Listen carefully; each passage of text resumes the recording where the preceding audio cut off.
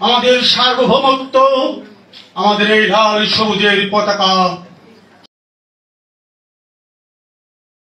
সর্বশেষ 24 যাদের আত্মদানের মধ্য দিয়ে ফ্যাসিবাদ মুক্ত স্বদেশে আমরা আজকে মুক্তভাবে সামনে হাইটেন না অকুণ্ঠ চিত্তে কথা বলতে পারছি।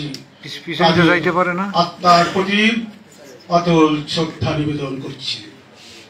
সম্মানিত উপস্থিতি, আমি যেটা মনে করি 24-এর বিপ্লব ইতিমধ্যে বেহাত হতে চলেছে।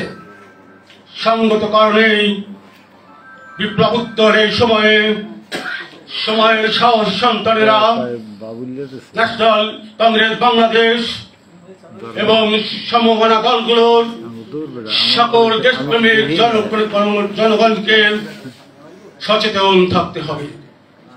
সম্মানিত বন্ধুগণ, আমরা নিশ্চয় ধর্মীয় ভাবে, আইনগত ভাবে বৈবাহিক সম্পর্ক বুঝি, আমরা পরকীয়াও বুঝি।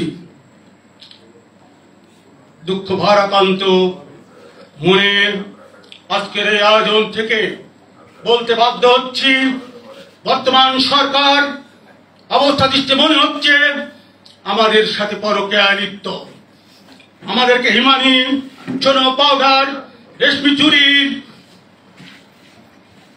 আশা দিয়ে, প্রত্যাশা দিয়ে তারা ঘোলা পানিতে বৈদেশিক শক্তির, আধিপত্যবাদী শক্তির ইচ্ছা পূরণে ব্যস্ত রয়েছে। সঙ্গত কারণে আমরা মনে করি অতি দ্রুত ঘোষিত সময়ের মধ্যে নির্বাচন দিয়ে একটি নির্বাচিত দায়িত্বশীল সরকার প্রতিষ্ঠার মধ্য দিয়েই অন্তর্বর্তীকালীন সরকার বিদায় নেবেন এই আশাবাদ ব্যক্ত করে উপস্থিত সকলের সুস্বাস্থ্য দীর্ঘায়ু কামনা করে আমার কথা শেষ করছি। সকলকে ধন্যবাদ। বাংলাদেশ জিন্দাবাদ, জিন্দাবাদ, জিন্দাবাদ।